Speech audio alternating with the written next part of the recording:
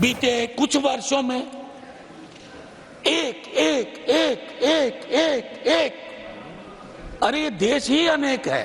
मैंने कभी कल्पना नहीं की थी कि पॉलिटिकल साइंस में अंडर ग्रेड में एडमिशन लेने के लिए बच्चा कोचिंग इंस्टीट्यूट में जाएगा। सर अगर रैप अप कहने कहिएगा तो यूं ही बैठ जाऊंगा। हालांकि उन मंत्री जी से मैं शिकायत करता नहीं हूं, क्योंकि जो उनका पोर्टफोलियो है उस पर वो कम बोलते हैं, बाकी विषयों पर ज्यादा बोलते हैं। अरे बड़ा सम्मान करता हूं, आपको पता नहीं है। बस वो हिंदू मुसलमान करते रहे, हम फिर भी सम्मान करते हैं। एनटीए को अरब महासागर या बंगाल की खाड़ी में फेंकिए, चॉइस इज योर्स। बीते कुछ वर्षों में एक एक एक एक एक एक अरे ये देश ही अनेक है, अनेकता में एकता। यहां भोजन की विविधता है, वस्त्र की विविधता है, क्षेत्रों की विविधता है, धर्म की विविधता है, इन विविधताओं और भाषा की विविधता है। इन विविधताओं के मध्य हमारे अप्रोच में विविधता का सम्मान होना चाहिए था, जिसका नीट जैसी संकल्पना, एनटीए जैसी संस्था उस संकल्पना को मैं समझता हूं उसके साथ उचित न्याय नहीं करती है। माननीय उपसभापति महोदय, मैंने सदन में पहले भी कहा, मैं दोबारा दोहरा रहा हूं, हमारे यहां अंडर ग्रेजुएट एडमिशन में दिल्ली यूनिवर्सिटी में कुछ दिक्कतें थी सर। काफी मार्क्स सीबीएसई का, अलग अलग बोर्ड्स का। अब क्या हुआ ना, हम एक अद्भुत मुल्क हैं, we throw the baby with the water. अब हुआ यूं कि हमने उसके बदले सीयूईटी की व्यवस्था की। अब मैंने कभी कल्पना नहीं की थी कि पॉलिटिकल साइंस में अंडर ग्रेड में एडमिशन लेने के लिए बच्चा कोचिंग इंस्टीट्यूट में जाएगा। सीयूईटी का मतलब हो गया कोचिंग के पितामह, कोचिंग का जन्म। अब देख लीजिए मशरूम की तरह आ गए। तो ये चीजें हमें सोचनी होगी। हाल ही में इसी सदन ने कोचिंग इंस्टीट्यूट पर विस्तृत चर्चा की है। मैं देख रहा हूं कि नीट को भी अगर हम देखें, जो मैंने कहा डाइवर्सिटी का सवाल।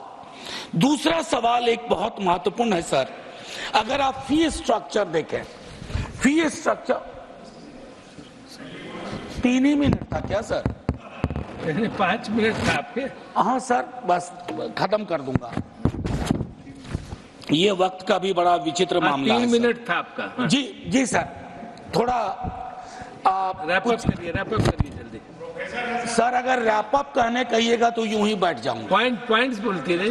मैं सिर्फ इतना कहना चाहता हूं कि जो फी स्ट्रक्चर आप नीट का देखते हैं और आप बाकी जगह का तो हुआ नहीं है सर। आज तो मैं एक पीड़ित पक्ष भी हूं सर, मेरा भी रेजोल्यूशन नंबर 2 पे था, जातिगत जनगणना पे, उसे हवा खा गई। तो मैं सिर्फ इतना कहना चाहता हूं कि बिहार का जातिगत सर्वेक्षण का अगर आप आंकड़ा देखें, जहां तकरीबन 35% लोगों की आमदनी 6,000 या उससे कम। अब उसमें बताइए कि सर ये फी स्ट्रक्चर कहां फिट बैठता है। दूसरा है सर, जिस पर अक्सर हम लोग ध्यान नहीं देते हैं, ये सीबीएसई को टिल्टेड पूरी की पूरी एग्जाम पद्धति है। स्टेट बोर्ड्स की जो अपनी प्राथमिकताएं हैं उसका सम्मान इस तरह की परीक्षाएं नहीं किया करती हैं। और मैं आखिरी में कहूंगा कि हम सबको ये सोचना होगा कि ये विषय आज ही एक मंत्री जी थे, चले गए, उन्होंने एक बात कही सुप्रीम कोर्ट के ऑब्जर्वर। हालांकि उन मंत्री जी से मैं शिकायत करता नहीं हूं, क्योंकि जो उनका पोर्टफोलियो है उस पर वो कम बोलते हैं, बाकी विषयों पर ज्यादा बोलते हैं। तो हाँ बिल्कुल उनका फेवरेट टॉपिक है, मैं ज्यादा नहीं बोलूंगा। मैं सिर्फ इतना कहना चाहता हूं कि सर, हाँ खत्म करो। हाँ स्टेट प्रॉब्लम सर, बस एक चीज, अरे बड़ा सम्मान करता हूं, आपको पता नहीं है। बस वो हिंदू मुसलमान करते रहे, हम फिर भी सम्मान करते हैं। नहीं फिर भी सर आखिरी मत करो। हाँ। आखिरी आप अपनी बात बोलिए।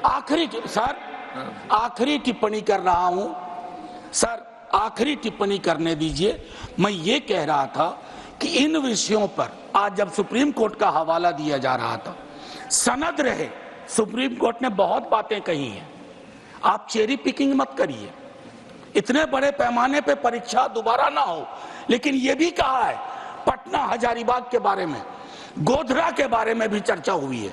मेरा सिर्फ यह कहना है माननीय सर्वोच्च न्यायालय के समक्ष सम्मान सहित इतना जरूर कहूंगा, आज के दिन में टेक्नोलॉजी जो है उसमें अगर पटना में कोई लीकेज होगा ना पेपर का, तो उसको हवाई जहाज का टिकट लेकर के गुजरात नहीं पहुंचना है, वो सेकंड में पहुंचेगा सर। इसलिए पूरी परीक्षा एक लेवल पे कॉम्प्रोमाइज थी। और मेरा मानना है कि एनटीए, मैंने मंत्री जी से व्यक्तिगत आग्रह भी किया, एनटीए को अरब महासागर या बंगाल की खाड़ी में फेंकिए, choice is yours. For exclusive and insightful videos, subscribe to our new channel ABP Live Premium.